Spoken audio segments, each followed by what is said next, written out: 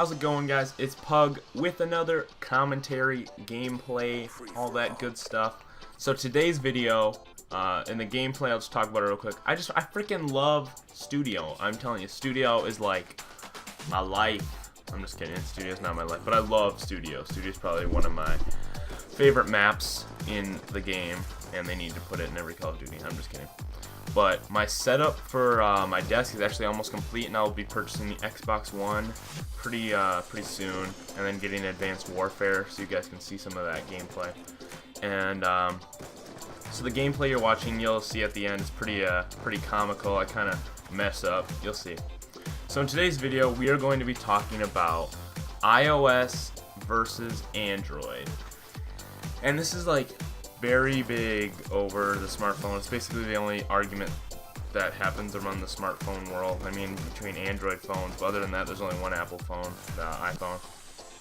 So, recently being a part of Android and hopping on the Android bandwagon, I'm really liking it. I had an iPod Touch. I never had a smartphone up until this point, and so technically my first smartphone is the Android. It's the OnePlus, but that's my first Android phone, so it's basically a stock Android experience on there, just with CyanogenMod over it, which doesn't really do much.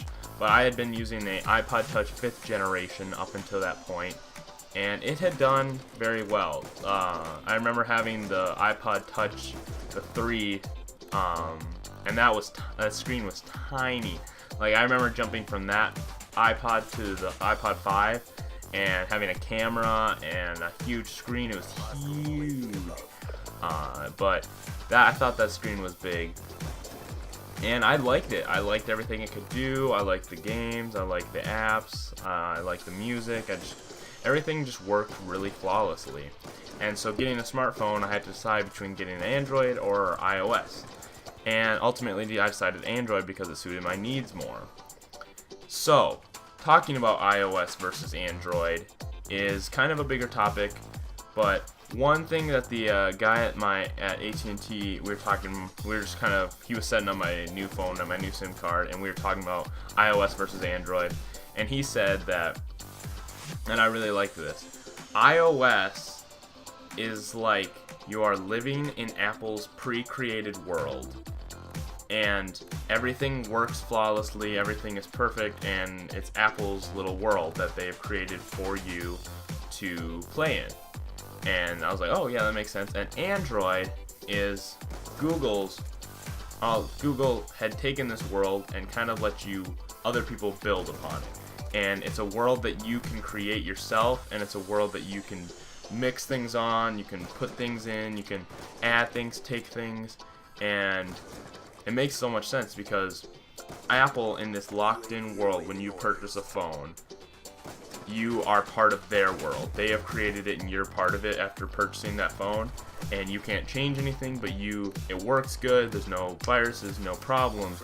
Everything's just smooth.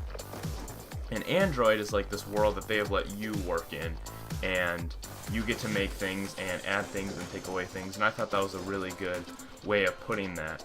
And another thing that I had noticed when looking at iOS versus Android was compared to men and women owning the devices. And I would say that probably most of you would agree that not mostly, but women, teen girls, are the majority of iPhone users. And don't get me wrong, I love iOS, and it works really great for like businesses and all your work needs and emails and stuff. But when I was looking around at school and walking around the streets, all the teenage girls had iPhones, and I didn't necessarily want to be part of that group. So I was like, I'm not getting an iPhone because I don't want to be like, I got an iPhone too. So I wanted to have a phone that people were like, whoa, sick phone, where'd you get it? Like all that kind of stuff, and be something different, hipster in the phone world. But yeah, so there's like so many types of Androids, and when you compare with men and women, I think if a woman was to get an Android, it would be a Samsung Galaxy, the S5, which is out right now. And it's usually because the overlay that Samsung has put on the phone makes it easy for them. No offense, women. I'm just saying, not as technologically oriented. And there are some women who are way more nickel than me. But I'm just saying that for the average teen girl, they're probably gonna not know how to do much. So they purchase a Samsung Galaxy, the S line, and that's fine.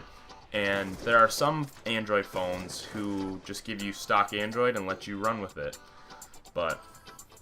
And Apple, the problem with Apple is all the BS that they run into, like with their computers. I mean, they have great computers, but they're so all their products are overpriced. And when you have to, like, at school, like a teacher will have a Mac, and then they have to get all the different cords for hooking it up to VGAs and HDMIs, and none of the cords work, and you have to buy a bunch of extra stuff already on top of the $1,000 that you paid for the laptop. And that just kind of bugs me a lot.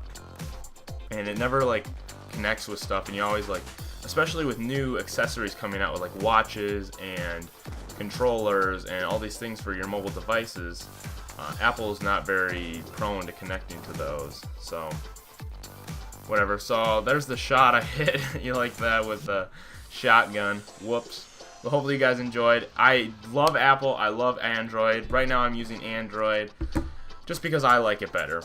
But leave your opinion down in the comments. Let me know what you think. Remember to leave a like. Thanks for watching this commentary, guys. I love you. See you later.